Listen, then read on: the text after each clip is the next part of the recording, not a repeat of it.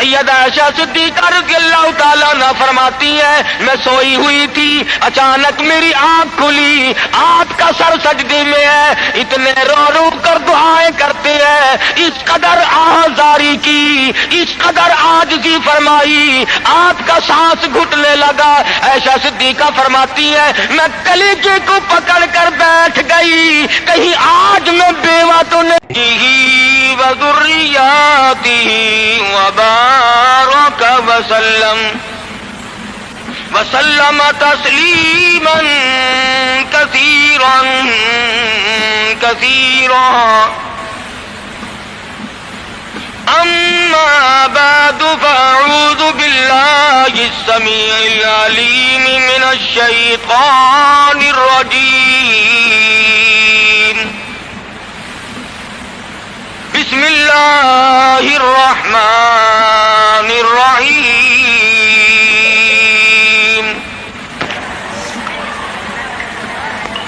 اذا جاء نصر اللہ والفتح ورأيت الناس يدخلون في دين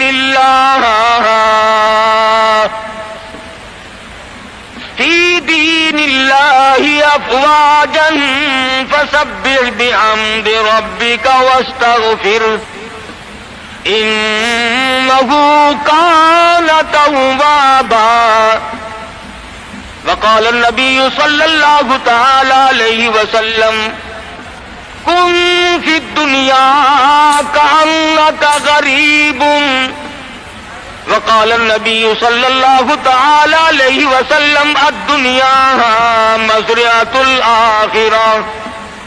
وقال النبي صلى الله تعالى عليه وسلم من أحيا سنتي عند فساد أمتي فله أجر 100 شهيد۔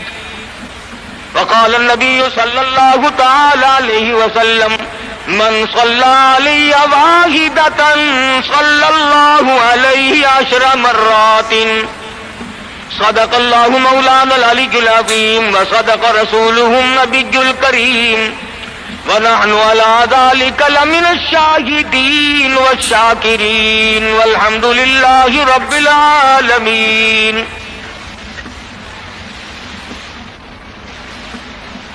محترم بزرگوں، عزیز دوستوں، حضرت محمد الرسول اللہ صلی اللہ تعالی علیہ وسلم کی تشریف آوری تھی۔ آپ نے تشریف لا کر دنیا بنی نوع انسان کو امن کا پیغام دیا، راست بازی کا سبق پڑھایا، حق و صداقت کا درس دیا،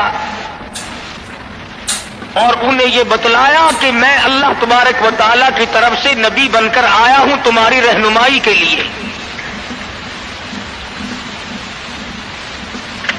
جن لوگوں کے مقدر اچھے تھے، جن کے نصیب اچھے تھے، انہوں نے موافقت کی، دامن پکڑا، غلامی کی، جانثاری کی، اور دامن پکڑا تو ایسا پکڑا کہ جان کے ٹکڑے تو ہو گئے مگر حضور اکرم صلی اللہ علیہ وسلم کا دامن نہ چھوڑا۔ مصائب ٹوٹے، طوفان کے پہاڑ بن کر ان کے سامنے آئے، تلخ سے تلخ وادیوں سے ان حضرات کو گزرنا پڑا، مگر کوئی تاریخ میں ثابت نہیں کر سکتا کہ محمد کریم صلی اللہ علیہ وسلم کے کسی دیوانے نے دین کو چھوڑا۔ امیر تھا یا غریب تھا، مرد تھا یا عورت تھی، کوئی بھی تھا، اور کیوں نہ ہو، جب ان کے سامنے محمد مصطفیٰ صلی اللہ علیہ وسلم دکھ اٹھایا کرتے تھے، صحابہ کرام کی جان نکل جاتی تھی۔ مکہ مکرمہ ہے، اللہ پاک ہر مسلمان کو زیارت نصیب فرمائے، آمین کہہ دو۔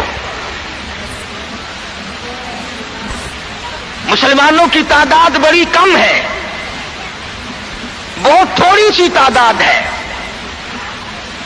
کفر زوروں پہ ہے، جہالت نے انگڑائیاں لے رکھی ہیں، اور وہ دار الندوہ میں بیٹھ کر مشورے کرتے ہیں کہ اس نبوت کے مشن کو ختم کیا جائے۔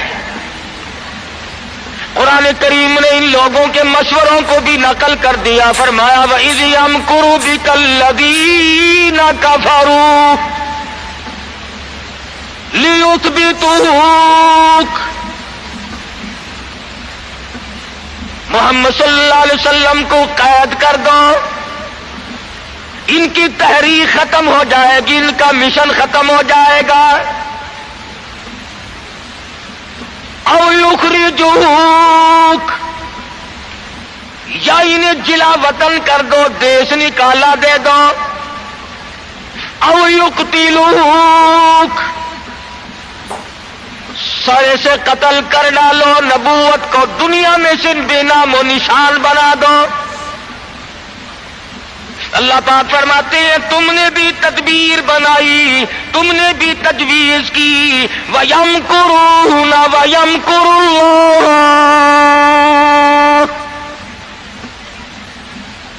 تم نے بھی تجویز بنائی، تم نے بھی پروگرام بنایا، تم نے مشورے کیے میرے نبی کو ختم کرنے کے، تم ختم کرنے کے پروگرام بناؤ، میں حفاظت کا پروگرام بنائے بیٹھا ہوں۔ واللہ خیر الماکرین، پھر دیکھیں گے کس کی تجویز کارگر ہے، کون آگے نکلتا ہے۔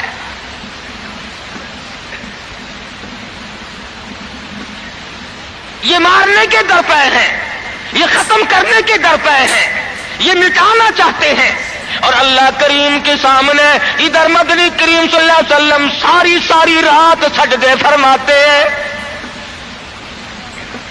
سیدہ عائشہ صدیقہ رضی اللہ تعالیٰ عنہ فرماتی ہے میں سوئی ہوئی تھی، اچانک میری آنکھ کھلی، آپ کا سر سجدے میں ہے، اتنے رو رو کر دعائیں کرتے ہیں، اس قدر آزاری کی، اس قدر عاجزی فرمائی، آپ کا سانس گھٹنے لگا۔ عائشہ صدیقہ فرماتی ہے میں کلیجے کو پکڑ کر بیٹھ گئی، کہیں آج میں بیوہ تو نہیں ہو جاؤں گی۔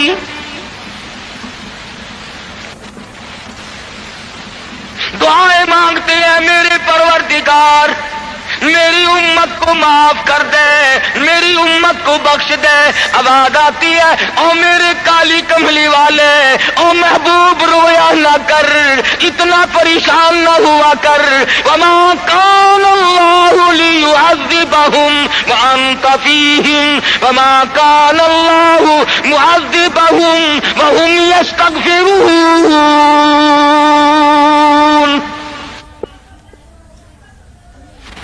میرے محبوب جب تک آپ ان لوگوں میں موجود ہیں میں وعدہ کرتا ہوں ان کو کوئی عذاب نہ دوں گا،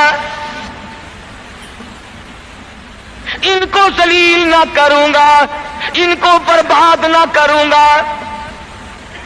اور میرے پروردگار موت تو برحق ہے، موت تو سب کی آئے گی، میں تو یہ وعدہ چاہتا ہوں میرے بعد کی آنے والی، میں جب پردہ کر جاؤں، جب میں رخصت ہو جاؤں، میرے بعد میں جو امت بچے اس کو بھی عذاب نہ دے۔ آواز آئی محبوب تیرے آنسو مجھ سے دیکھے نہیں جاتے۔ وما کان اللہ معذبہم وہم یستغفرون۔ جو استغفار کرنے والے لوگ ہوں گے، جو مجھے منانے والے لوگ ہوں گے، جو معافی طلب کرنے والے لوگ ہوں گے، میرے محبوب میرا تجھ سے وعدہ ہے، مجھے اپنی کبریائی کی قسم میں انہیں بھی برباد نہیں کروں گا۔ امت کے لیے رات دن دعائیں مانگی، رو رو کر دعائیں مانگی۔ حضرت ابو ہریرہ رضی اللہ تعالیٰ عنہ فرماتے ہیں مدنی کریم صلی اللہ علیہ وسلم قرآن کی تلاوت فرمایا کرتے تھے، جب عذاب کی آیت آتی اتنا سانس پھول جاتا، اس قدر گھبراہٹ آ جاتی، مجھے یوں آواز آتی جیسے ہنڈیاں کھول رہی ہو۔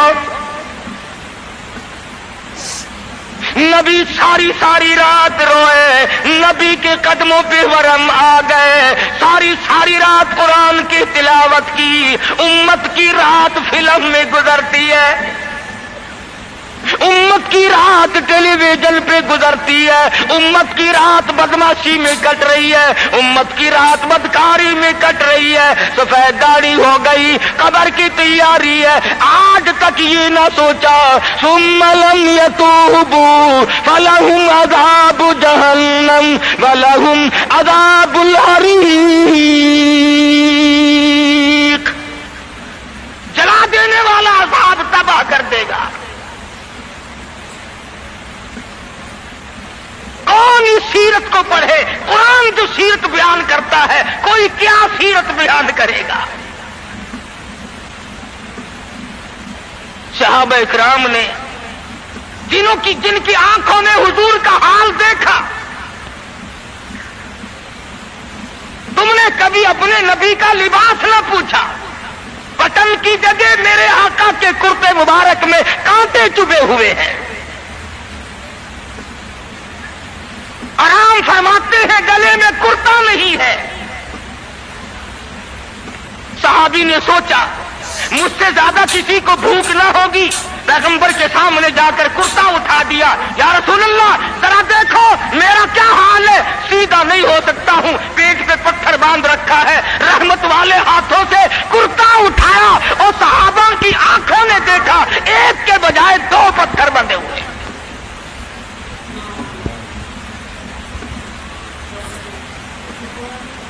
ابو ایوب انصاری رضی اللہ تعالیٰ عنہ کا مکان ہے، اللہ اللہ، ہجرت فرما کر مدینہ طیبہ میں تشریف لائے۔ ہر کوئی چاہتا ہے میرے دروازے پہ قیام ہو، مجھے یہ سعادت ملے، امام الانبیاء میرے مہمان بنے۔ مدینے میں پہنچے، سب نے تمناؤں کا اظہار کیا، اپنی خواہشات کا اظہار کیا۔ صحابہ رو رہے ہیں، اے کاش یہ دولت مجھے مل جائے۔ فرمایا چھوڑ دو، میری اونٹنی جہاں بیٹھ جائے گی میں وہیں ٹھہروں گا، میں وہیں کا مہمان بنوں گا۔ جن گھروں میں بسترے تھے، جن گھروں میں کھانے تھے، جن گھروں میں اہتمام تھا، انتظام تھا، اونٹنی چلتی گئی چلتی گئی چلتی گئی، ابو ایوب انصاری کے دروازے پہ جا کے بیٹھ گئی۔ ابو ایوب انصاری کے گھر میں 3 دن کا پہلے سے فاقہ ہے۔ اور مسلمان تو آج مہمان بھی بڑے آدمی کا بن کے راضی ہے، بیٹی دینے کے لیے بڑے آدمی ڈھونڈتا پھرتا ہے، لڑکے کے لیے دلہن تلاش کرنے کے لیے بڑے آدمی ڈھونڈتا پھرتا ہے، رشتے ناتوں کے لیے بڑے بڑے تلاش کرتا ہے۔ ہر مقام پہ تیری پڑوں پہ نظر ہے، تو غریب پہ نظر ڈالنا چھوڑ گیا۔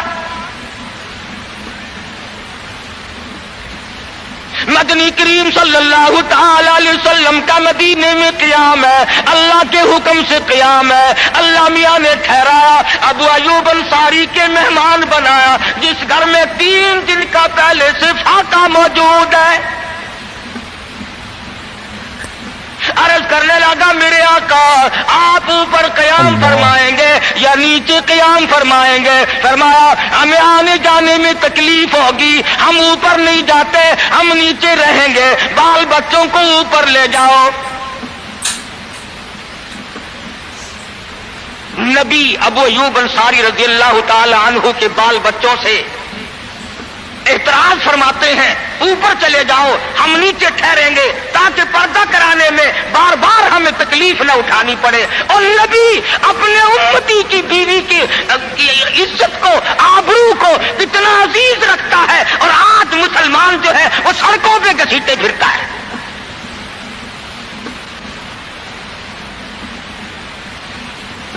کافی دنوں کی بات ہے، ایک آدمی مجھے ملا، میں نے اخبار، میں روز تو پڑھتا نہیں، اخبار کیا کریں گے، اور میں تمہیں کہتا ہوں یہ تمہارا اخبار پڑھ کر سکھ مسلمان بنے گا، یہ تمہارا اخبار پڑھ کر چوڑا چمار ہندوستان کا بنیا اور ہندو وہ اسلام لائے گا۔ میں ابھی 80 میں جب ہندوستان گیا پٹیالے شہر میں ظہر کی نماز جب میں پڑھ کے نکلنے لگا، ایک عورت نے میرا یہاں سے ہاتھ پکڑا اور کہنے لگی مولوی تو پاکستان سے آیا؟ میں نے کہا ہاں بہن پاکستان سے آیا ہوں۔ رو پڑی اور کہنے لگی وہ محمد ابن قاسم کب آئے گا؟ تم سارے مر گئے، سید کی بیٹی ہو، سکھ کے گھر میں 34 برس ہو گئے خنزیر کھاتے ہوئے، اور کب چھڑاؤ گے؟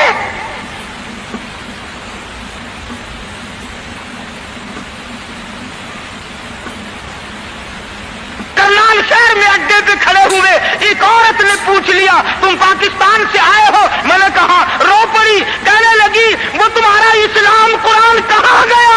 ارے آج تم اپنے آپ کو نہیں سنبھال سکتے، مسلمانوں کی بیٹیوں کی تو تم کب خبر لوگے؟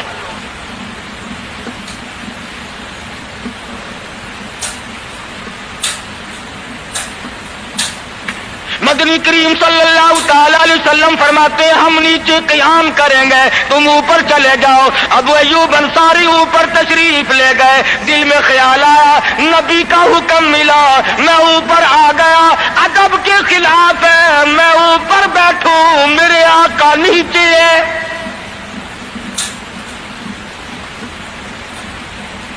تو نے تو نبی کا ادب کرنا بھی نہیں سیکھا، تو نبی کے ادب کی طرف بھی نہیں جاتا۔ ابو ایوب انصاری سے جا کے پوچھ لے، کوٹھے پہ بیٹھنے کے لیے تیار نہیں، کھڑا ہوا سوچ رہا ہے ششو پنج میں ہے، نیچے جاتا ہوں نبی کے حکم کے خلاف ہو جائے گا، اوپر بیٹھتا ہوں بے ادبی ہو جائے گی۔ علماء نے لکھا ہے ابو ایوب انصاری نے مدینے میں ساری رات منڈیرے پہ لٹک کے گزار دی۔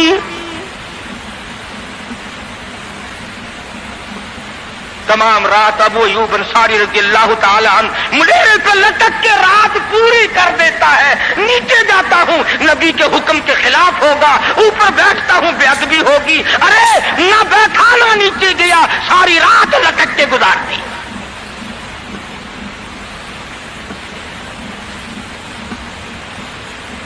آج ہم سوچنے پر مجبور ہیں کہ آخر ہم بے ادبوں کے ساتھ ہوگا کیا، بنے گا کیا؟ جن لوگوں نے ادب کیا ان کے مقدر جاگ اٹھے، ان لوگوں کو خداوند کریم نے دنیائی میں بخت لگائے۔ حضرت خالد بن ولید رضی اللہ تعالی عنہ اطلاع دی گئی، خبر ملی کہ عیسائی سردار عیسائی بادشاہ 1.5 لاکھ کے قریب فوج لے کر مسلمانوں پہ حملہ کرنے کے لیے آیا ہے۔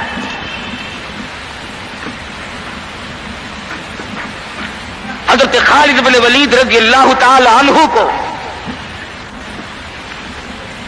50-60 آدمی دیے، جاؤ بادشاہ کی فوج کا اندازہ لگا کے آؤ، تخمینہ لگا کے آؤ، اسلحہ دیکھ کے آؤ، ان کی تعداد کا اندازہ لگاؤ وہ کتنے ہیں۔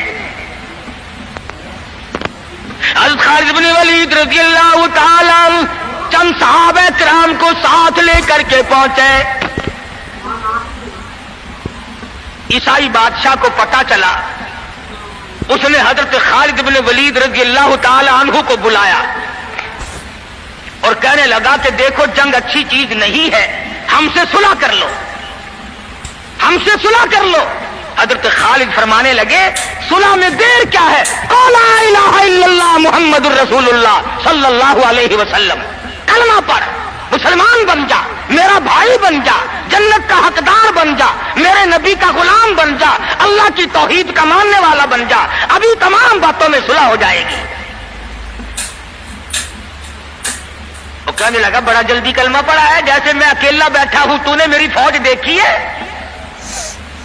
1.5-2 لاکھ فوج لے کے آیا ہوں، کھا جائے گی میری فوج تمہیں۔ کلمے پڑھا رہا ہے۔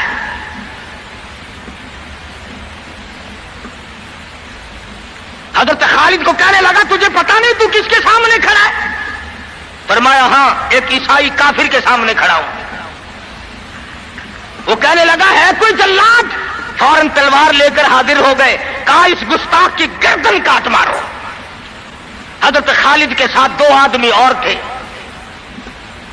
انہوں نے یہ نہیں کہا ہے جی اجی ہم تو یوں ہی بات کر رہے تھے جی، اجی آپ برہم ہو گئے، اجی حضور آپ ناراض ہو گئے۔ حضرت خالد نے یہ نہیں فرمایا کہ باہر والوں کو اطلاع کر دو، وہ 50-60 آدمی تو ہمارے ساتھ مل جائے۔ دو ساتھیوں کو فرمایا اب ایک دوسرے کی طرف مت دیکھنا، تلوار نکال لو، انشاءاللہ حوض کوثر پہ ملاقات ہوگی۔ 3 آدمی 1.5-2 لاکھ کے مقابلے میں ٹکرا گئے، یہ نہ سوچا کہ ہوگا کیا۔ حضرت خالد بن ولید رضی اللہ تعالیٰ عنہ اور 2 ساتھی اور تمام کافروں کی فوج میں گھر گئے، جنگ شروع ہو گئی۔ ابو عبیدہ بن جراح رضی اللہ تعالیٰ عنہ کے خام میں مدنی کریم صلی اللہ علیہ وسلم تشریف لائے، فرمایا ابو عبیدہ تو سویا ہوا ہے، میرا خالد گھیرے میں آ گیا۔ گھبرا کے اٹھے، شور مچا، لوگوں جلدی کرو پہنچو، خالد گھیرے میں ہے۔ حضرت خالد کی بیوی ام تمیم سنتی ہے، کہنے لگی نہیں مجھے یقین نہیں آتا، میرا خالد گھیرے میں آنے والا نہیں، آ ہی نہیں سکتا۔ گھر میں کھڑی ہو کر چاروں طرف نظر مارتی ہے، دیکھتی کیا ہے، وہ ٹوپی جس میں امام الانبیاء محبوب کبریا حضرت محمد مصطفیٰ صلی اللہ تعالی علیہ وسلم کے منہ مبارک رکھے ہوئے تھے، وہ بھول آئے۔ ام تمیم کہتی ہے خالد تو ضرور گھیرے میں آ گیا، تیری ٹوپی یہاں رہ گئی۔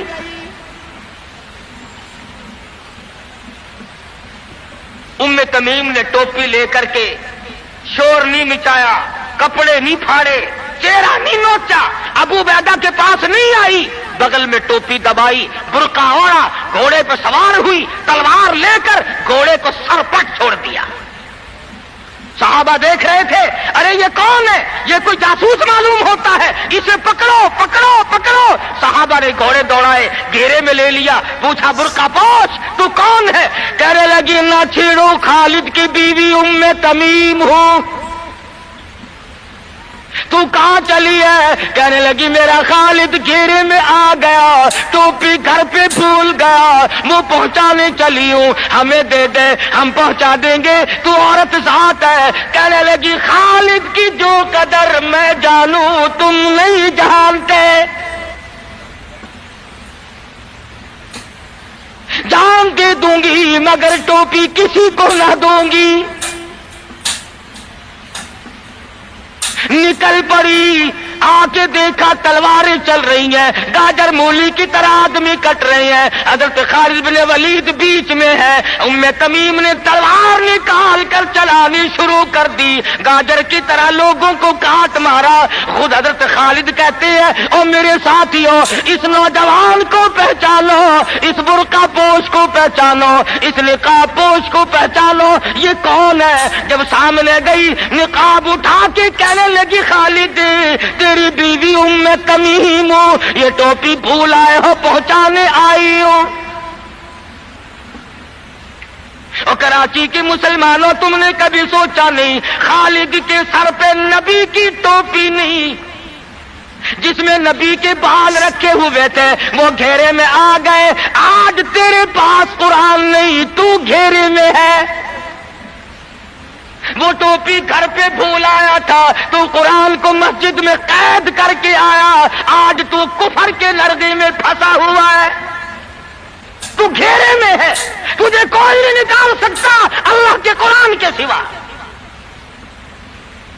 تم کتنی عسکری طاقت بڑھاؤ، تم تعداد بڑھا لو، تم چھوٹے بڑے زور لگاؤ، کتنی تم کوشش کرو، خدا کی قسم جب تک تم اللہ کا قرآن لے کر کے نہیں بیٹھتے اس وقت تک تمہارا گھیرا نہیں ٹوٹ سکتا۔ تم نے اللہ کے قرآن کو مسجد میں قید کر دیا،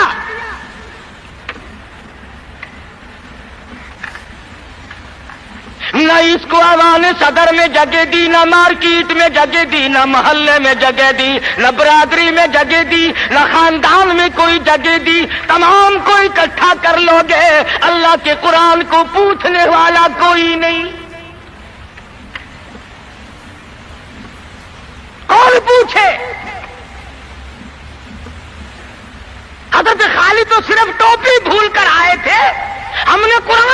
بھلا دیا, نبی کی سیرت کا آئینہ بھلا دیا. خدا کی قسم, نبی نے امانت تمہارے سپرد کی ہے. میدان حشر برپا ہوگا اور اللہ کا پیغمبر کھڑا ہو کر تم سے مطالبہ کرے گا, لاؤ میری امانت کہاں ہے. کچھ لوگ کہیں گے, اور جی ہم تو عشق کی وجہ سے ایسا کر بیٹھتے ہیں, محبت میں ہمیں پتہ ہی نہیں چلا قرآن کہاں رہ گیا. محبت میں ہمیں پتہ ہی نہیں چلا قرآن رہ کہاں گیا. اور تجھے کیسی محبت ہے, تجھے کیسا عشق ہے کہ تجھے آج تک پتہ نہیں چلا. عشق تو صحابہ کرام کو تھا. مدینہ منورہ ہے, اللہ پاک ہر مسلمان کو مدینہ پاک کی زیارت نصیب فرمائے. خدا کی قسم, مدینے کی ہوا میں جو خوشبو ہے تمہاری, وہ کستوری میں نہیں ہو سکتی, وہ مشک میں نہیں ہو سکتی, وہ عنبر میں نہیں ہو سکتی, وہ زعفران میں نہیں ہو سکتی. ارے مدینے کی ہوا میں جو خوشبو ہے, جو گنبد خضرا سے ٹکرا کر آتی ہے, اس ہوا میں خوشبو بھی نرالی ہے.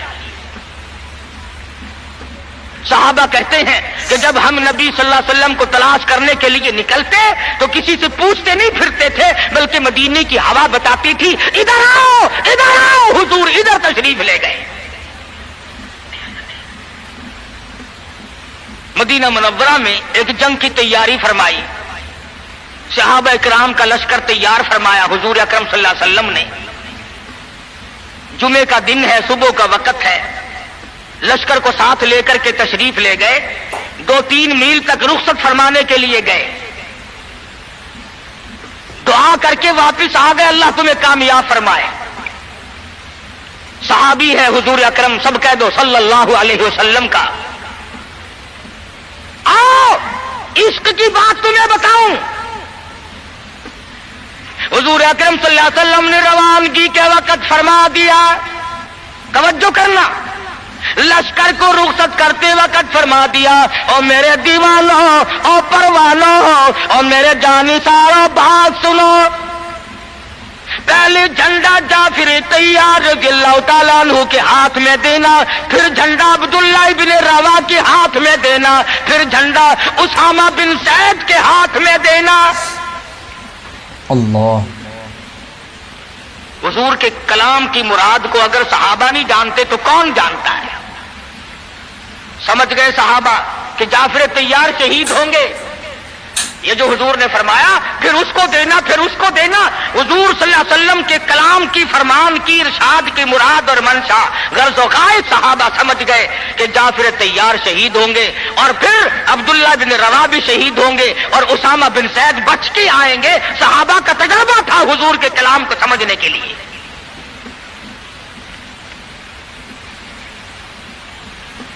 عبداللہ ابن روا رضی اللہ تعالی عنہ نے سوچا کہ تسلی تو میری ہو گئی کہ میں شہید ہوں گا, اس جنگ میں واپس نہیں آؤں گا, مگر چلو جمعے کا دن ہے, سواری میری بڑی تیز ہے, میں آخری جمعہ سرکار دو عالم صلی اللہ علیہ وسلم کے پیچھے کیوں نہ پڑھوں, اور جمعہ پڑھ کے جاؤں گا, ایک مرتبہ اور اپنے آقا کا دیدار کروں گا.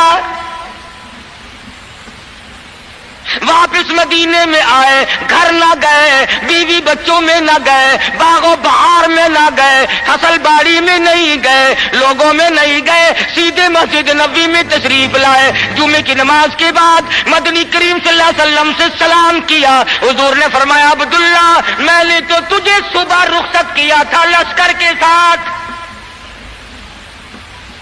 تجھے صبح روانہ کر دیا تھا, تو چلا گیا تھا فوج کے ساتھ.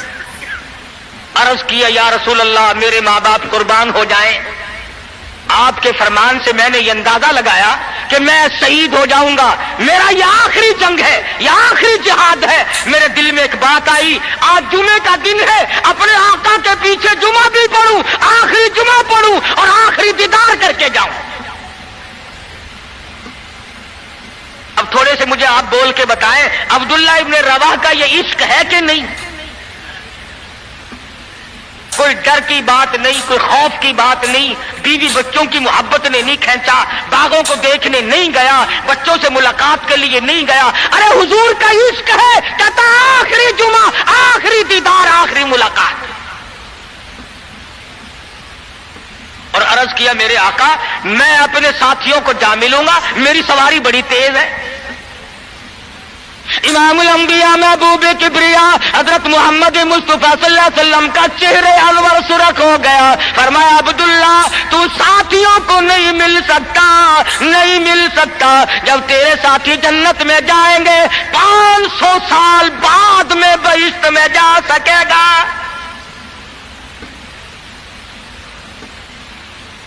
کیوں؟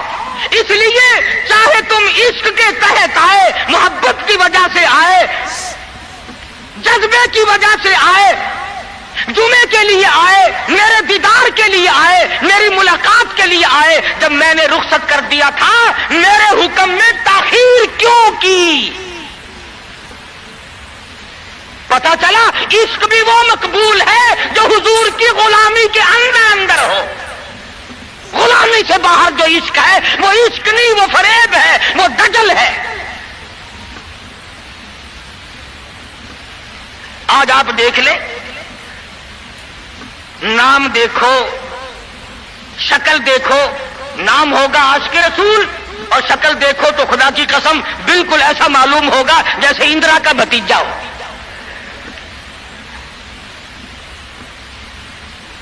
پہچان نہیں سکے گا آدمی.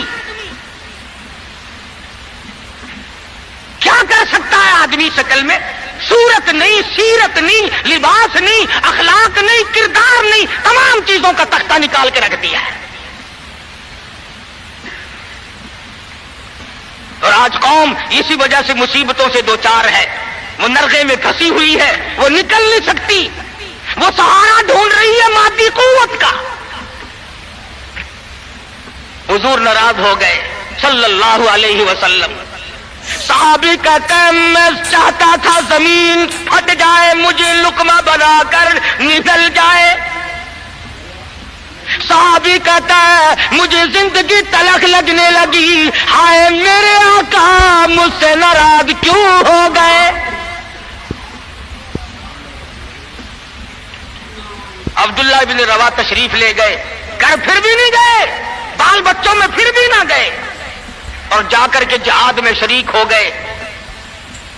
3 دن گزر گئے، کوئی چیز حلق میں نہ گئی، کمر سیدھی نہیں ہو سکتی تھی، جنگ سخت تھا، لڑائی شدید تھی، تلواریں چل رہی تھی. عبداللہ بن روا فرماتے ہیں مجھے بھوک لگی، سیدھا کھڑا نہیں ہو سکتا تھا. مجھے یاد آیا میرے تھیلے میں گوشت کے خشک ٹکڑے موجود ہیں، میں ان کو منہ میں لے کر ذرا چوسنے لگا. مجھے مدینے کا باغ یاد آیا، مجھے بیوی یاد آئی، مجھے اولاد یاد آئی.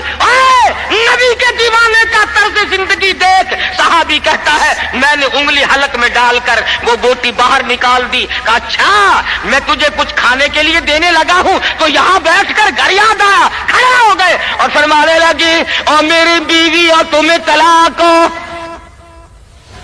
اور میرے باغ بہار جاؤ، اسلام کے لیے وقف ہو تم آج کے بعد میرے نہیں. کسی نے پوچھا کیا کہہ رہے ہو؟ فرمایا ہاں نقشہ سامنے کیوں آیا؟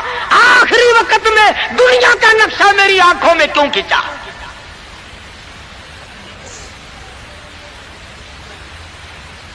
صحابی نے اپنے دل میں تصور بھی لانا اچھا نہ سمجھا، میری عاقبت خراب نہ ہو جائے، میری آخرت نہ بگڑ جائے. عبداللہ بن روا تلوار لے کر کھڑے ہو گئے. کسی نے لکھا 3 دن کا، بعض نے لکھا 5 دن کا بھوکا صحابی ٹکڑے ہو گیا.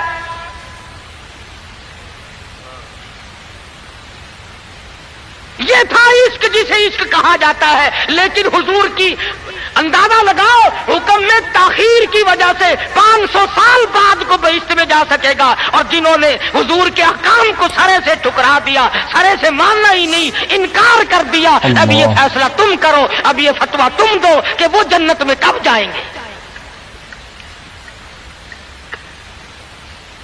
امام الانبیاء محبوب کبریا حضرت محمد مصطفیٰ صلی اللہ تعالی علیہ وسلم کے دیوانوں نے حد کر دی، پروانوں نے حد کر دی. جس صورت سے بھی ان کو لگایا گیا اسی صورت سے وہ آگے بڑھتے رہے.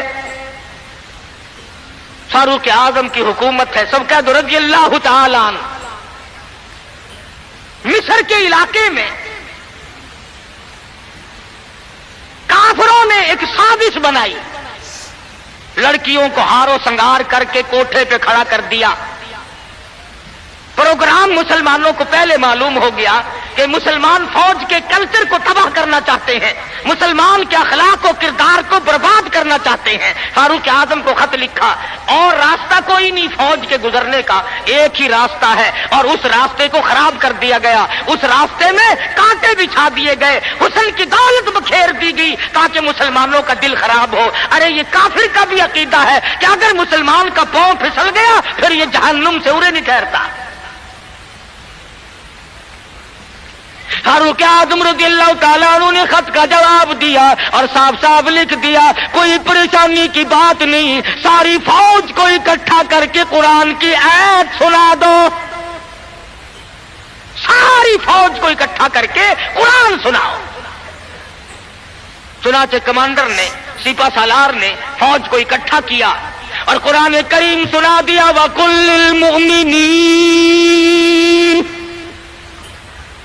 यगुद्दू मिन अबसारिकुम वयाफदू फुरूजकुम ज़ालिकुम अज़का लकुम इन्नल्लाह खबीरुम बिमा यस्नऊन। मुसलमानों, अपनी नजरों की हिफाजत करो, अपने ईमान की हिफाजत करो। अगर तुम उनकी आंखों से भी देखोगे, खुदा तुम्हारी साथ है, वो तुम्हारी तमाम हरकतों को देखता है। बस एक कुरान की आयत सुनाई, सबीना नहीं हुआ था, सारा कुरान नहीं सुनाया, एक आयत सुनाई है मुसलमान फौज को और फिर हुक्म दिया, गुजरो उसी इलाके से जहां ये तमाम साजिश की गई है। सहाबा गुजर रहे हैं, ताबीन मुसलमान गुजर रहे हैं, तालियां बजती हैं, डांस होता है, झनकार है, गाना बजाना है, तमाम मुसलमान गुजर गए। लड़कियां कहने लगी, आए और जाने वालों, तुम सारे अंधे तो नहीं? इस हुस्न को कोई तो देखो।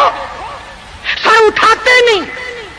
एक मुसलमान सिपाही गुजरता गुजरता कहने लगा, कोई कैसे देखेगा, सारे के सारे अल्लाह का कुरान सुन के आए हैं, सारे कुरान पाक सुन के आए हैं, ये देखेंगे कैसे?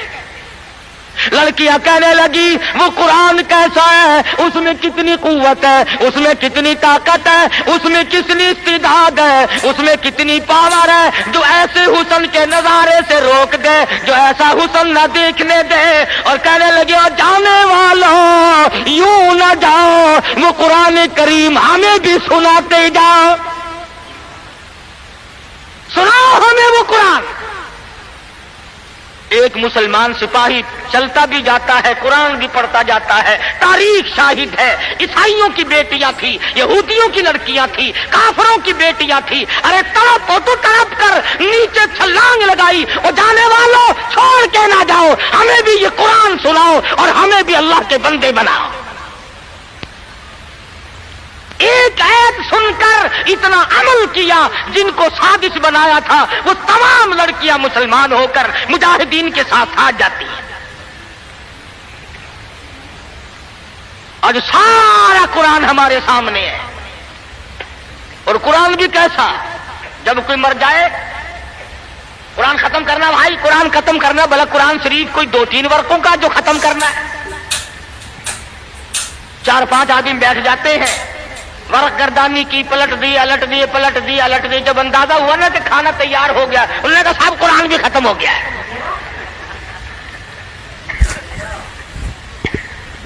हमारे यहाँ एक मौलाना है, लोग उनको बहुत कहते हैं कि कुरान खत्म करो। मेरी मुलाकात हुई, मैंने कहा हजरत जी आप तो दिन रात कुरान पढ़ते होंगे। उन्होंने कहा क्यों? हमने कहा सारे लोग आपके पास आते हैं, दादी मर गई कुरान पढ़ना, मासी मर गई कुरान पढ़ना, फूफी फौत हो गई कुरान पढ़ना। कहने लगे मैं इनके बाप का नौकर हूं, 3 दफा कुल पढ़ता हूं। बड़ी बात की उसने कि दुकान ये संभाले, मकान ये संभाले, कार इनकी, बैंक बैलेंस इनका, तमाम चीजें इनकी, सारी रात बैठकर कुरान मैं पढ़ूं क्यों? हर कोई अपनी कमाई में लगा हुआ है। जो लोग मुल्तान जाते हैं उन्हें पता है कि चौक बाजार मुल्तान का सबसे बड़ा बाजार है। एक रोज गुजरते गुजरते एक आदमी आया और बड़े मरे दिल से, अस्सलाम वालेकुम। मैंने कहा जी वालेकुम अस्सलाम। हुजूर मेरे लिए भी कोई दुआ करो, कारोबार बिल्कुल नहीं रहा, ठंडा कारोबार है। वो शुक्र है मैंने पूछ लिया, वरना मौलवियों की तो आदत होती है अल्लाह बरकत दे दी, अल्लाह बरकत दे। और मैंने पूछ लिया तेरा कारोबार क्या है, कहने लगा कफन बेचता हूं।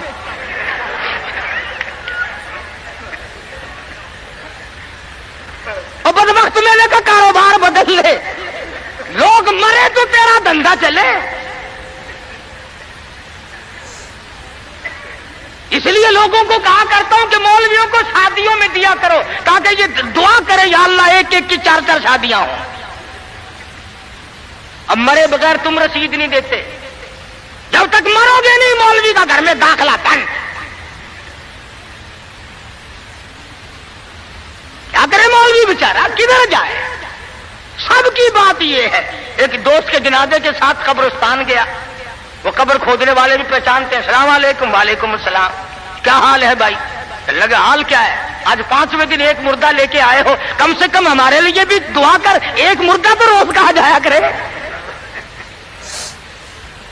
अल्लाह अकल करो। शादी में तो कुरान को जगह नहीं देता, बंगले में, कोठी में, फ्लैट में, कारोबार में, दुकान में खुदा के कुरान को जगह नहीं देता। खुदा की कसम इरशाद फरमाया मदनी करीम सल्लल्लाहु अलैहि वसल्लम ने, जो लोग कुरान पाक की तिलावत करते हुए मर जाए, अपनी कब्र से कुरान पढ़ता हुआ उठेगा, उसके मुंह से कस्तूरी की खुशबू आ रही होगी। अहले महशर कहेंगे इलाही ये कौन लोग हैं? कयामत का दिन है, सख्त दिन है, बड़ी परेशानी का दिन है, लोग अपने पसीनों में गर्क हैं, इसके यहाँ से खुशबू आ रही है, ये कौन है? जवाब मिलेगा तो गाली बकता मरा था, तो गाने गाता हुआ मरा, तो गीत सुनते हुए मरा, तेरे दिमाग में कंजरी बसी हुई थी, तेरे दिल में बदमाश औरत बसी हुई थी जब तू मरा, और ये वो है जब मौत आई तो मेरा कुरान पढ़ रहा था। आज भी कुरान पढ़ता हुआ उठा है। इसलिए इसके मुंह से बरकत, कुरान की बरकत से खुशबू आती है। तुमने बरकतों को जानते, ये बसों में देखो, टैक्सियों में देखो, अकीदा देख, एडी तस्वीर लटकी हुई है, ये किसकी है? फलाने बाबा की है, सेवन शरीफ वाले बाबा की है, पाक पटन वाले, और ये बाबे थे, ये बाबन थी, ये औरतें थोड़ी थी। कुछ तो अकल कर, अल्लाह वालों की तौहीन करते हो। तेरी मोटर को, कार को, वैगन को, बस को ये बाबा बचाएगा, खुदा नहीं बचा सकता। इसीलिए धक्के खा रहे हो कि तुम्हारा खुदा रिटायर हो गया। और जब खुदा का दरवाजा आदमी छोड़ता है उसकी अकल मारी जाती है, उसे पता ही नहीं चलता कि औरत का मामला है या मर्द का मामला है। मैं अर्ज कर रहा था कि मुसलमान अगर नबी की सीरत को सुनता है या जानता है और मानता है तो कोई वजह नहीं कि मुसलमान को कुछ देर कर सके। वही खालिद बिन वलीद है, सबका रज़ियल्लाहु ताला अन्हु। एक दूसरा मौका आया, काफिर अपनी फौज को लेके आया, बहुत बड़ा लश्कर है, बहुत बड़ा लश्कर है। कहने लगा खालिद चला जा, भाग जा, वरना बोटियां उड़ा दी जाएंगी तेरी। कहने लगा हाँ हाँ, तेरे जैसे कई देखे बोटियां उड़ाने वाले, क्या बात है? उसने कहा खालिद मैं वो जहर लेके आया हूं कि अगर तलवार बुझा करके मार दी तो टुकड़े टुकड़े हो जाएगा, भस्म हो जाएगा, जलकर खाक हो जाएगा। फरमाया कोई बात नहीं, वो जहर मुझे दिखा। वो काफिर ने, ईसाई सरदार ने वो शीशी निकाल कर हजरत खालिद के हवाले कर दी। हजरत खालिद ने अल्लाह का नाम लिया और लेकर इतना सख्त किस्म का जहर जिसमें नामालूम क्या क्या चीज डाली हुई थी, 2 कतरे जमीन पे टपकाए, जमीन में आग लग उठी, जमीन में आग लग गई। खालिद का ईमान देखो, नबी के दीवाने का ईमान देखो, और नबी का सहाबी है, नबी का जानिसार है, नबी का गुलाम है। हाथ से शीशी ली और बिस्मिल्लाह करके तमाम शीशी को पीकर खालिद सामने खड़े हैं, फरमाने लगे देख तेरे सामने आराम से खड़ा हूं। कहने लगा कि तुम तो कुछ भी नहीं, तुम्हें तो ये जहर कुछ नहीं कहता, तुम क्या खाते हो, तुम क्या पीते हो, तुम्हारा क्या मतलब है, और जाओ अपने खेमे में, मैं तुम्हारे पास आऊंगा। ईसाई सरदार गया, खालिद को कहने लगा वो कुश्ता खिला, वो दवा पिला, जिसको जहर कुछ ना कहे, तलवारें ना डराए, तीर ना डराए, मरने से ना डरे। फरमाया गुसल कर, गुसल किया। फरमाया पढ़ ला इलाहा इल्लल्लाह मुहम्मदुर रसूलुल्लाह सल्लल्लाहु अलैहि वसल्लम, कलमा पढ़ाया। ईसाई कलमा पढ़ के कहने लगा खुदा की कसम अब वही जज्बा, वही हिम्मत, वो कुव्वत मेरे अंदर आ गई, तुम ठहरो, अब इस सारी फौज से मैं अकेला टकराऊंगा। चुनाचे वो टकरा गया और शहीद हो गया। तो ऐसी सूरत में जबकि अकायद का मैदान हमारा ये हो और अमल का मैदान हमारा ये हो और किरदार की सूरत ये हो, तो बात कैसे बने? अल्लाह मियां जानता था कि नबी की आमद की खुशी में नामालूम नाचेंगे, डांस करेंगे, ढोल बजाएंगे, क्या क्या खुराफात करेंगे। यतीम मक्का सल्लल्लाहु ताला अलैहि वसल्लम की पैदाइश में अभी तकरीबन 10 दिन बाकी हैं, 15 दिन बाकी हैं। अबरहा यमन का बादशाह,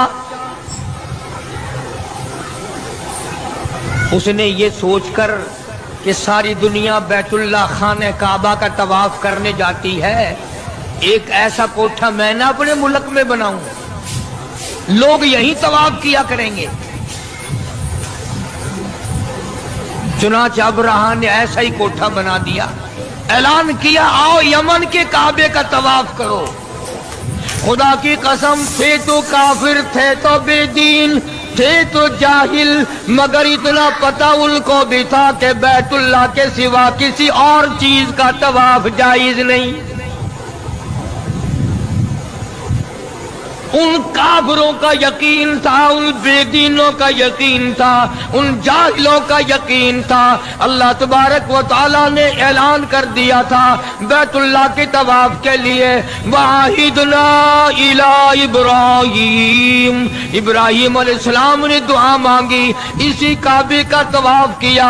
सारे नबियों ने किया, खलीलुल्लाह ने तवाफ किया, ज़बीहुल्लाह ने किया, कलीमुल्लाह ने तवाफ किया, नूह नजीयुल्लाह ने तवाफ किया, ईसा रूहुल्लाह ने तवाफ किया, तमाम के तमाम ने इसी का तवाफ किया। यमन के बनाए हुए कोठे काबे को काफिरों ने कबूल नहीं किया। सारी जमीन पे, सारी कायनात पे ओ लोगों, सबसे मैंने पहला अपना घर बनाया, इज्जत वाला बनाया, मक्के में बनाया। फीही आयातुम बय्यिनातुम मकाम इब्राहीम, इब्राहिम खलीलुल्लाह ने बनाया, इस्माइल ज़बीहुल्लाह ने पत्थर उठा उठा कर पकड़ाए, सैयदा हाजरा जैसी माई पानी लाती है, हज़रत सारा जैसी रोटियां पका के लाती हैं। और दुनिया के मुसलमानों और मुसलमान पाकिस्तान के मुल्तान के मुसलमानों, जरा काबे का मिस्त्री तो देखो, खलीलुल्लाह है, काबे का मजदूर तो देखो, ज़बीहुल्लाह है, बनाने वाले की घरवाली तो देखो, मजदूर की अम्मा सैयदा हाजरा तो देखो। अल्लाह ने कुरान में जिसका जिक्र फरमाया, अरे ये काबा नबियों ने बनाया, अल्लाह ने बनवाया। आज अगर तेरे जैसा मेरे जैसा कोई और बना बैठे, हजारों नहीं करोड़ों काबे बनाए, खुदा की कसम वो काबा तवाफ के लायक नहीं हो सकता। ये काबे की तौहीन है, बैतुल्लाह की तौहीन है, उस बनाने वाले मिस्त्री की तौहीन है, उस बैतुल्लाह के मजदूर की तौहीन है, और पानी लाने वाली हाजरा की तौहीन है, रोटियां पका करके लाने वाली सारा की तौहीन है। यमन के बादशाह ने काबा बनाया, लोगों ने तवाफ करने के बजाय पखाना कर करके उसका कोठा भर दिया। देखा कैसे रद्द किया। अबरहा को आग लग गई, कहने लगा जब तक उस काबे को मैं गिरा के ना हूं, जब तक उस अल्लाह के घर को मुनहदिम ना कर दूं, उस मक्के वाले खाने काबे को मिलिया मीट ना कर दूं, लोग उस वक्त तक मेरे काबे को नहीं मानेंगे, मेरे बनाए हुए को नहीं मानेंगे। ताकत के बलबूते पर उठा, हाथियों की फौज लेकर आया। किस वक्त लेकर आया? जबकि दो जहान के सरदार हजरत मोहम्मदुर रसूलुल्लाह सल्लल्लाहु ताला अलैहि वसल्लम शिकमे मादर में हैं।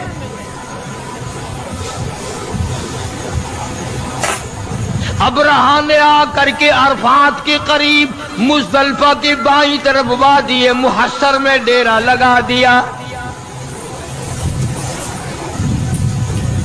अब्दुल मुत्तलिब जो हुजूर का दादा है, उसके ऊंट वहां चल रहे थे। अबरहा बादशाह के सिपाहियों ने सरकार दो आलम सल्लल्लाहु अलैहि वसल्लम के दादा के ऊंट पकड़ लिए। अब्दुल मुत्तलिब को पता चला वहां मक्के में कि मेरे ऊंट बादशाह एक आया हुआ है, हाथियों की फौज है, बड़ी ताकतवर फौज है, और वो ऊंट पकड़ बैठा मेरे और काबे को गिराने आया। अब्दुल मुत्तलिब उस वक्त बैतुल्लाह के मुतवल्ली थे, इंचार्ज थे। तो ये गए और अबरहा से मुलाकात की। वो समझा शायद ये कोई काबे के बारे में बातचीत करने आए होंगे, कुछ लोग कुछ दो की बात करेंगे। चलो और नहीं तो मैं यूं ही तय कराऊंगा, एक साल तेरे काबे का तवाफ होगा, एक साल मेरे काबे का तवाफ होगा, एक साल लोग इधर आएंगे, एक साल लोग उधर जाएंगे। अब्दुल मुत्तलिब तशरीफ लाए और अबरहा से मुलाकात करके कहा कि भाई तेरे सिपाहियों ने मेरे नाजायज ऊंट पकड़ लिए हैं, मैं अपने ऊंट छुड़ाने आया हूं।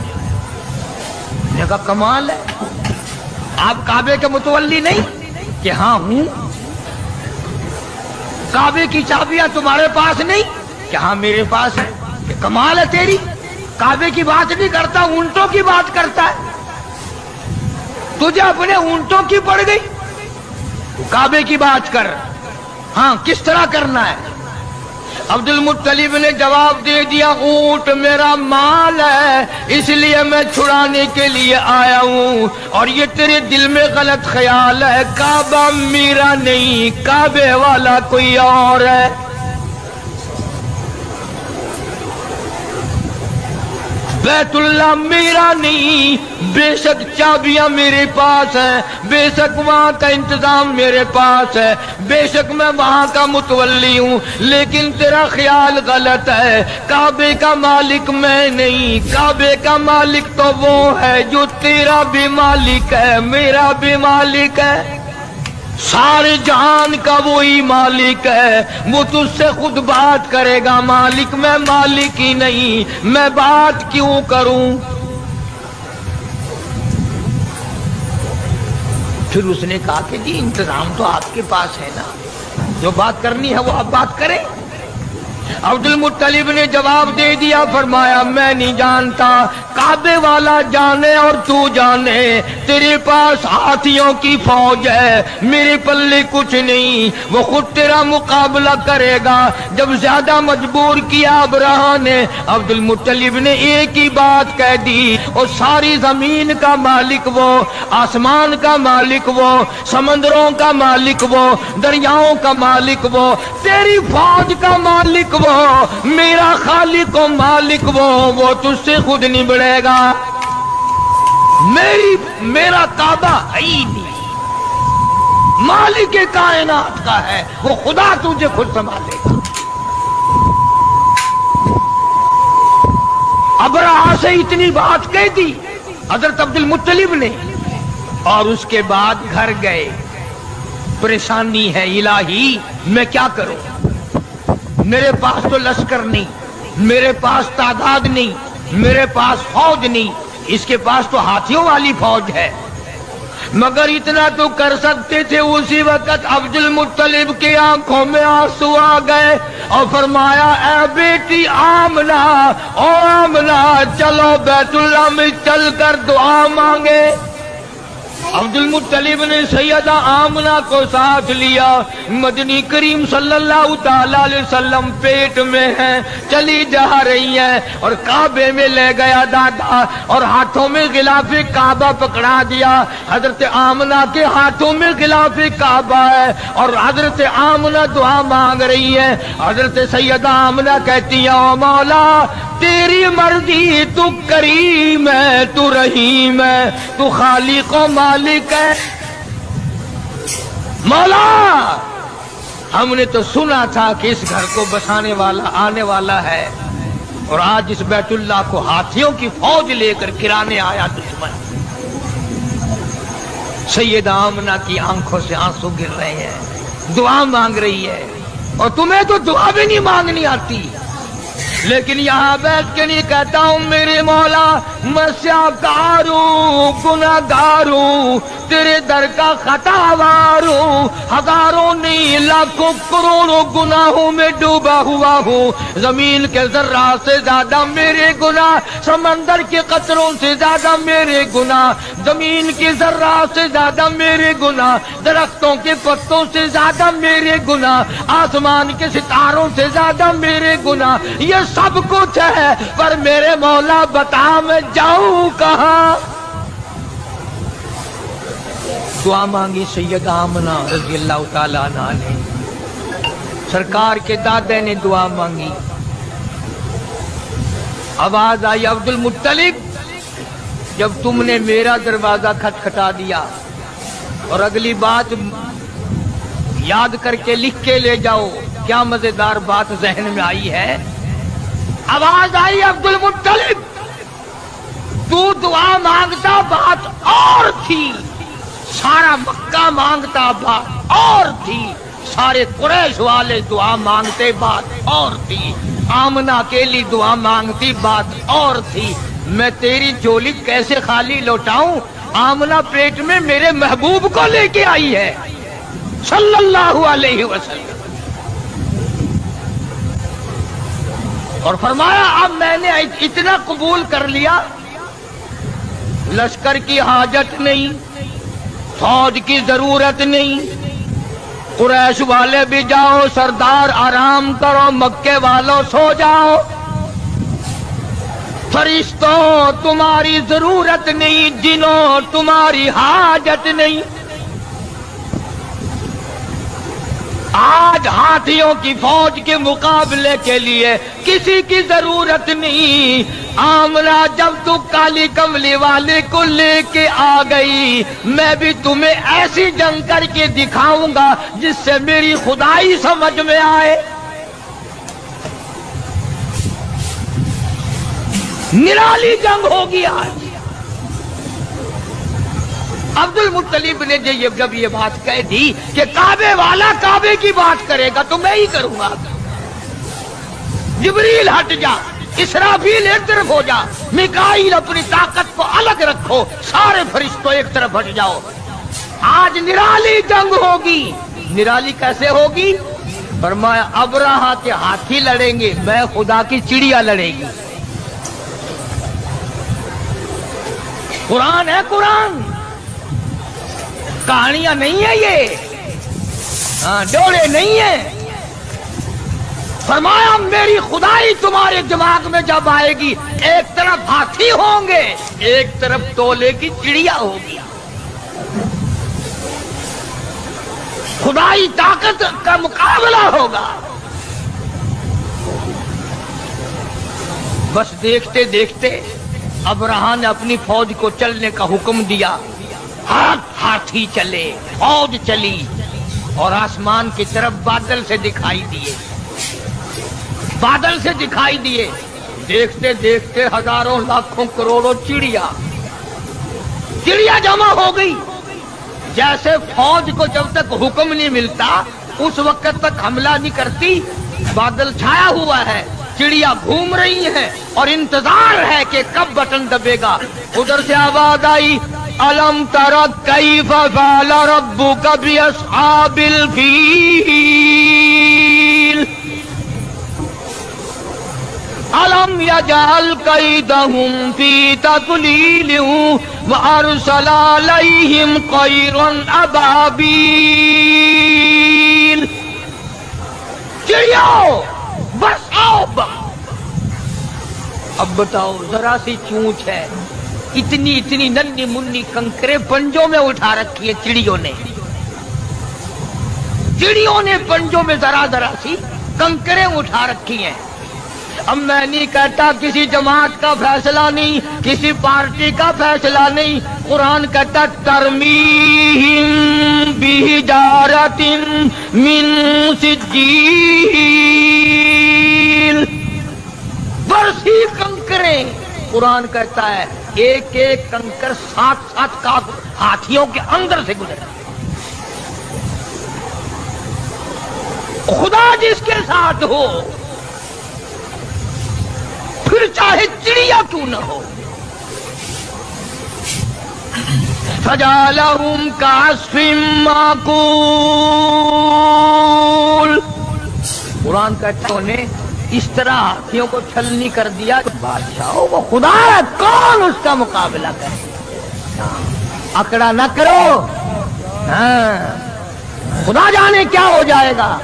इससे इलाज देखो, जो औरतें उसके दर पे पड़ी थी, उसकी गुलाम बनी हुई थी, उन्हीं के हाथों से सर में जूते मरवाते उस परवरदिगार से, वो बड़ा बेनियाज है। इसलिए अल्लाह पाक जल्ले शानू फरमाते हैं, ओ लोगों मेरी जात का मुकाबला न करो, मेरी सफात का मुकाबला न करो, मेरी जात और सफात में किसी को शरीक न बनाओ। मैं अगर पकड़ने पे आऊंगा तबाही फिर जाएगी।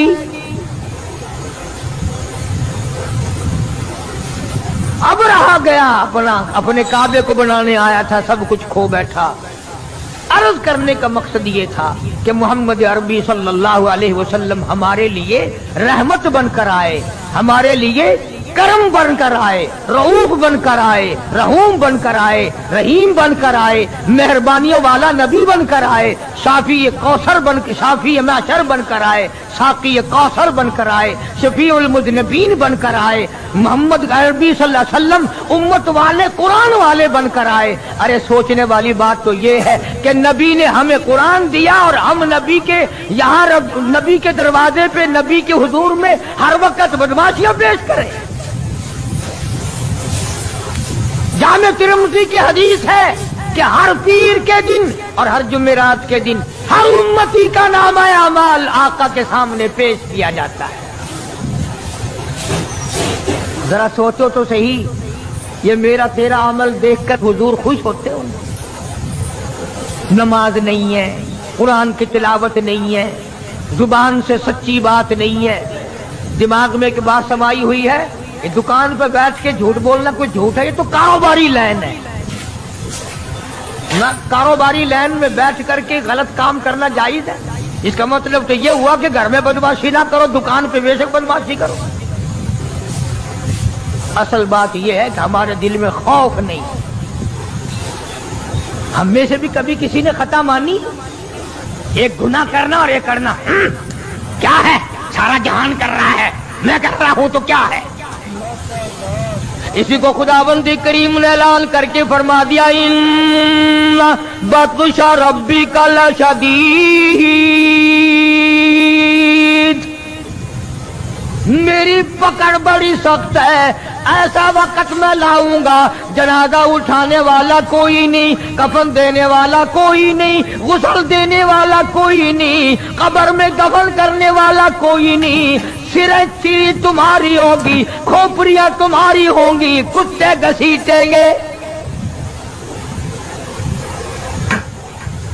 अकड़ करता है आदमी। किसी को डॉक्टरी पे नाज है, किसी को अफसरी पे नाज है, किसी को पीरी फकीरी और मौलवी पढ़ने का फख्र है, किसी को हाजी और नमाजी पढ़ने का फख्र है। फरमाया क्या फख्र करोगे? मेरे दर पे आओगे तो तुम्हें पता चल जाए। یہ تو بھائی سیدھی سادی بات ہے، میں بھی زور لگا رہا ہوں، جب موت آئے گی خود بخود پتہ چل جائے گا کہ ساری دنیا میں اور ساری زندگی میں میں کیا کرتا رہا۔ وہاں تو آنکھوں کے اشارے بھی لکھے جا رہے ہیں، زبان سے جو کلمہ نکلتا ہے وہ بھی لکھا جا رہا ہے، ہر چیز ریکارڈ میں ہے، ریکارڈ میں۔ تو ہمارے نبی حضرت محمد کریم صلی اللہ تعالی علیہ وسلم نے ہر چیز کا نمونہ بن کے دکھلایا، کھا کے دکھایا، پی کے دکھایا، سو کے دکھایا، اپنی شادیاں کر کے دکھلائی، اپنی بچیوں کی شادیاں کر کے دکھلائی، اپنے عزیز و رشتہ داروں کی شادیاں کر کے دکھلائی، بیمار بھی ہو کے دکھایا، مدینے کا بادشاہ بن کے بھی دکھایا، اور اپنے پیٹ پہ 2 پتھر باندھ کے بھی دکھلایا۔ ایک ایک وقت میں ایک ایک بکری کی ران بھی کھا کے دکھائی، اور کئی وقت میں درختوں کے پتے چبا کر الحمدللہ پڑھ کے بھی دکھایا۔ جناب عائشہ صدیقہ رضی اللہ تعالی عنہا فرماتی ہیں کہ کئی مرتبہ ایسا ہوتا تھا، مہینوں ایک کھجور کا دانہ اور ایک پانی کا پیالہ، پانی بھی مول ملتا تھا۔ تو محبوب کائنات صلی اللہ علیہ وسلم نے جنگوں میں فتح کر کے بھی دکھلائی۔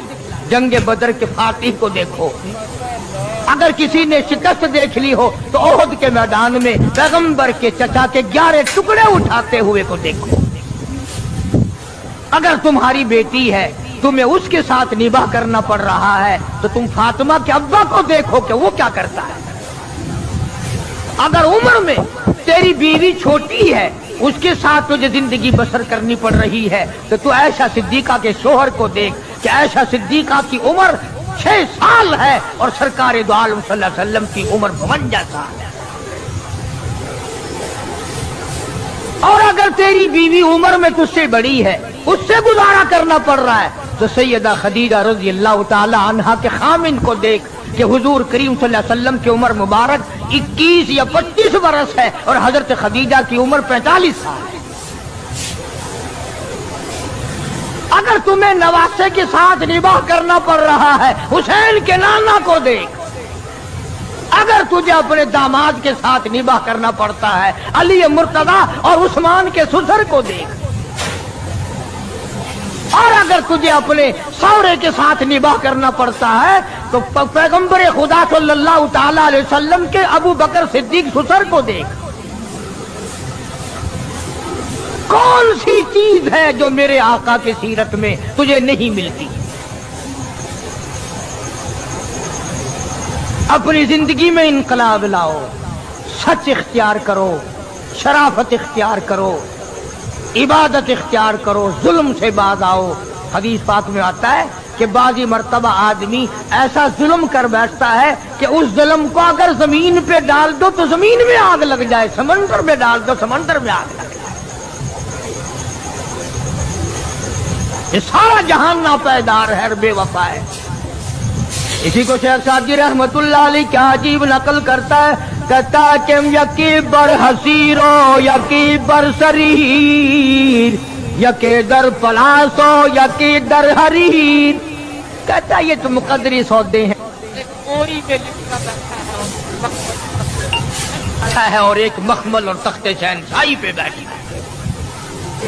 یکی باجدارو یکی تاجدار، یکی باجدارو یکی تاجدار، یکی سرفراز ہو یکی خاک سہار۔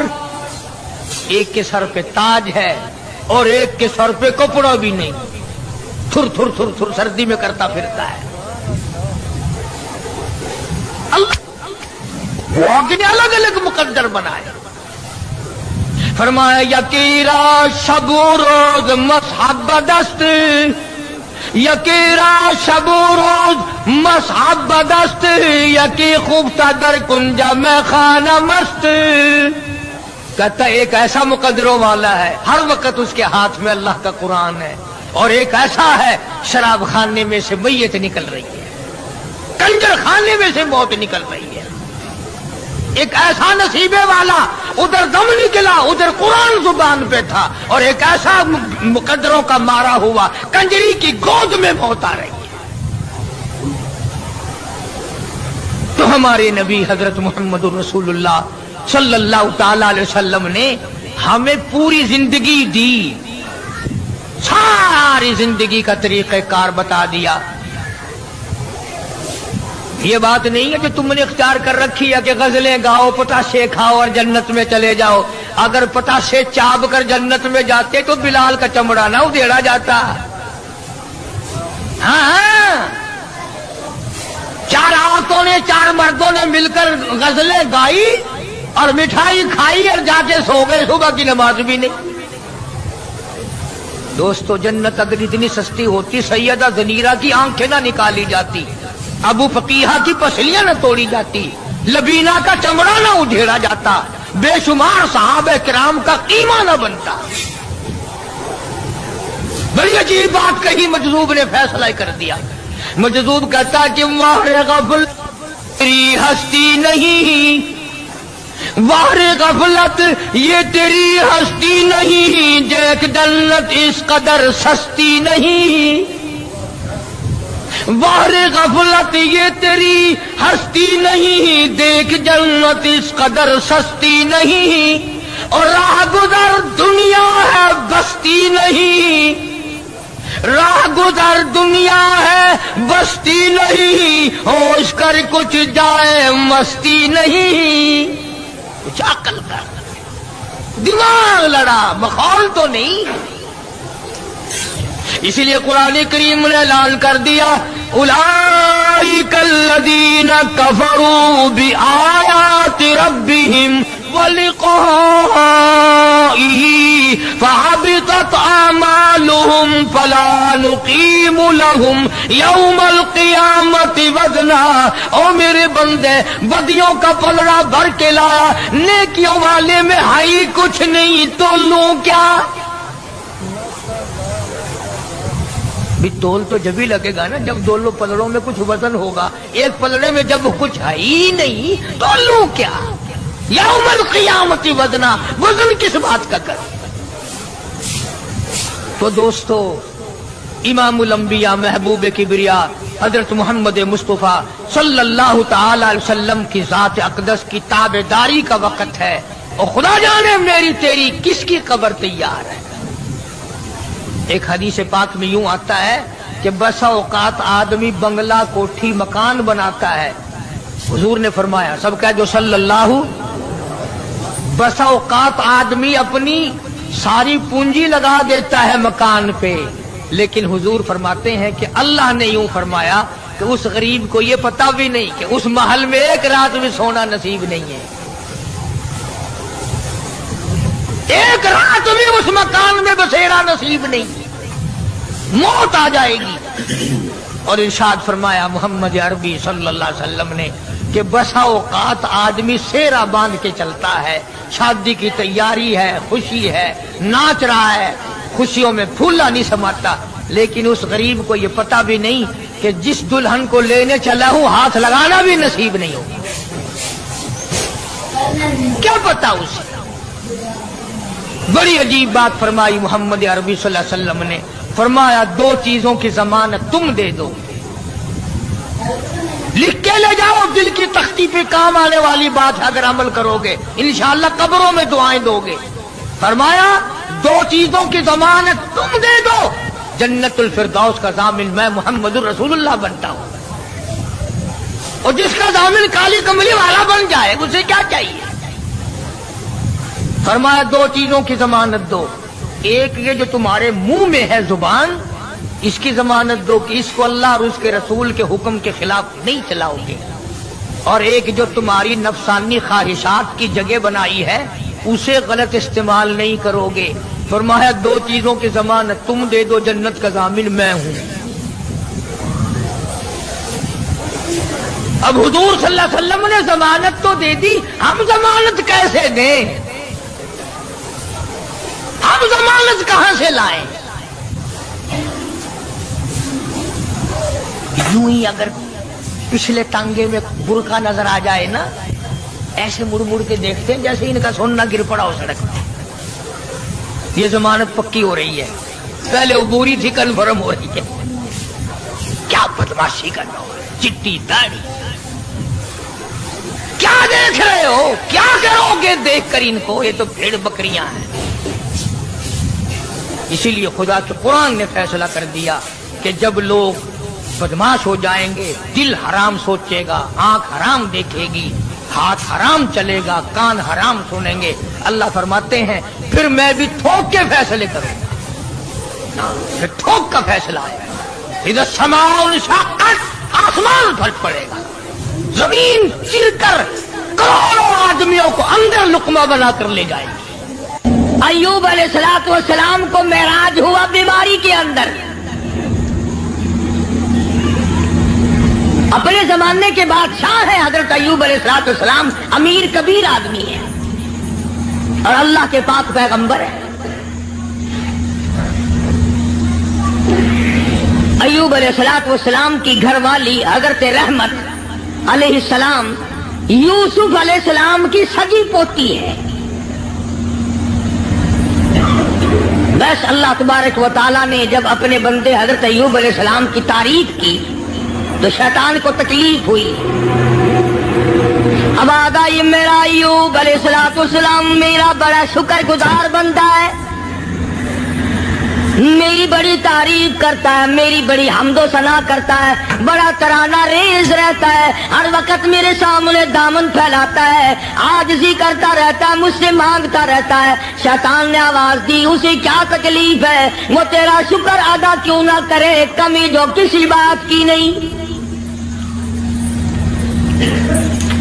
سب کچھ جو تو نے اس کو دے رکھا ہے وہ تجھے یاد نہ کرے تو اور کیا کرے، مزہ تو تب ہے کچھ بھی نہ رہے، پھر دیکھوں کیسے یاد کرتا ہے۔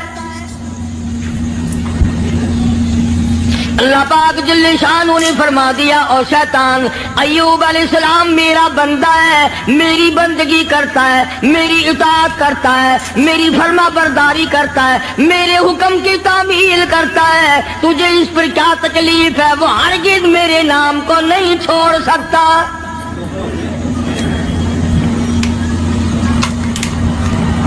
شیطان کہنے لگا اتنی اولاد ہے، اتنی خوبصورت بیوی ہے، خود بڑا حسین ہے، مالدار ہے، اسے کمی کیا ہے؟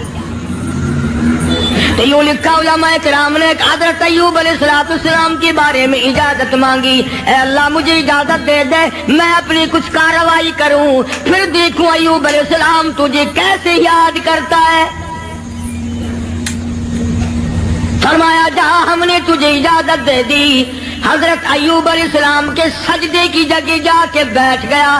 ایوب علیہ السلام نے سجدہ فرمایا، دونوں ناکوں میں آگ کی پھونک مار دی، سارا بدن گل گیا۔